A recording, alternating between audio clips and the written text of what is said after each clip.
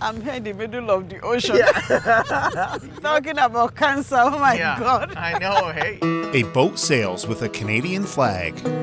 My name is Dr. Mike Lang. During my own cancer experience 14 years ago, I learned how easy it is to feel isolated and alone when facing health challenges. Yinka had the same experience as a caregiver for her husband. We are going sailing with another cancer survivor, Steve, so that together we can discuss the importance of connecting with your community and recognizing that we are all perfectly imperfect. This is Caregivers in the Wild. Water and mountains. Caregivers in the Wild, the nature of stigma. Have you ever been on a dock like this? No. No? Oh my God, are you entering all this? Yeah. Which of them? Which of them? Write it down at the end. Serona. Wow. Yeah. Oh my God. That's where we'll find Steve. There he is. Hey, Steve. All right. In terms of the boat, it really kind of started with my cancer story. So stage 4 cancer, and the prognosis wasn't very good. But that's when I bought a little sailboat first, and then got this one, and I've been just doing as much sailing as I can, as long as I can. Okay. Okay, I'll give you the helm. Okay. There you go. You've got it. So get a little feel of it. So with the sail, that's good. Now come back the other way a little. So Yinka's got it. I'm going to go for a nap. No, don't go. Yinka steers the boat. Our son is married now. It's time for us to kind of travel. So we had all these plans. Then my husband complained of pain. It was Easter weekend. Then he was diagnosed with multiple myeloma. So all the plans, all the aspirations, everything now went down the drain. Because nobody knew it could last 1 week. It was that bad. He could not walk, he could not sit, he could not do anything. It was very bad. Wow. So they thought that he would pass away within the week. Yeah. I had to be the driver. I had to be the husband. I had to be the wife. I had to be the father. I had to be the mother. I had to be the sister. I had to be the brother, everything. And as a caregiver, it's a lonely journey. Barbecue. All right. Yeah, dig in. Lord, we thank you for this food. Let it bless our body. In Jesus' name. Amen. Amen. All right. Well, it's good fish. Know how to cook fish. I definitely do not.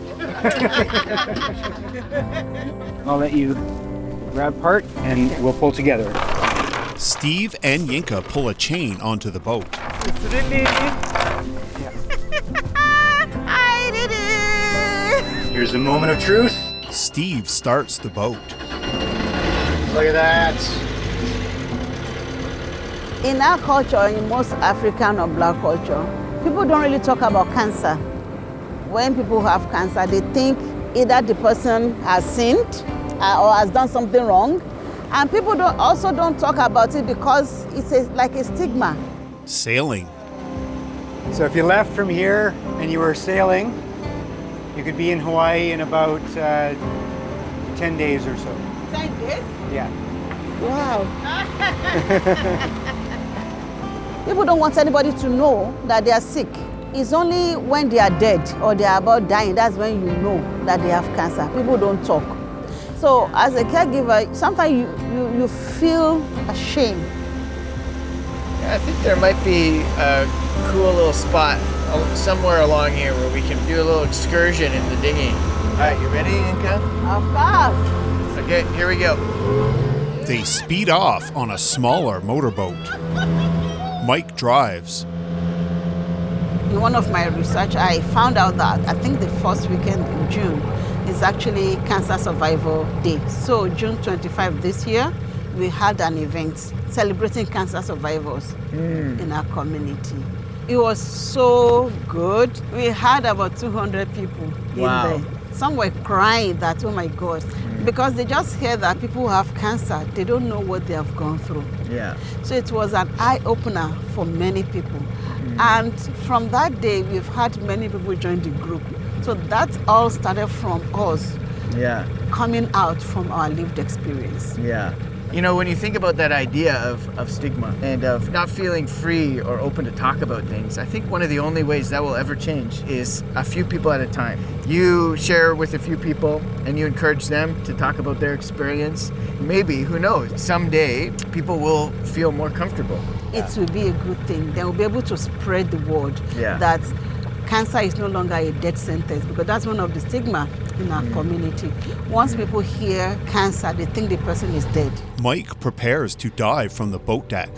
You know, when you're first diagnosed, it's almost like you've just been dropped off in the middle of the ocean. Yes. And in a little boat, and no one's telling you where to go or what to do. And yeah, I think we all need people in our lives Yes. who have been there before to be able to make it out of those difficult situations, to find land again.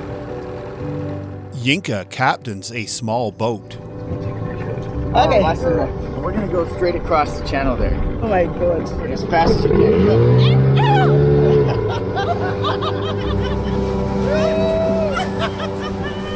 So my boat's a little bit older, and there's always little things that need fixing or going wrong, and just loving the perfect imperfections of the boat. And it's exactly the same thing with our bodies.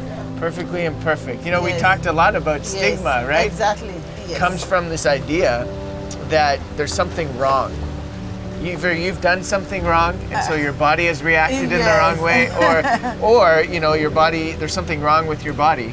And I love this idea of being perfectly imperfect. And if more people accepted that idea, there'd be less stigma around Exactly. illness. Yes. Yeah. It's okay to say, yes, I'm tired. Nobody should ask me, why are you tired? Because we all get tired. Yeah. Caregiving affects everything from head to toe, and you have to be perfectly imperfect. Yeah. And I love sometimes even caregivers need a hand to pull up the anchor. it. Yeah. Yes. Yeah. There we go. Thank you. The boat sails in a large body of water. Created by Mike Lang, produced by Mike Lang Stories and Roadwest Pictures, produced with the participation of TELUS Fund.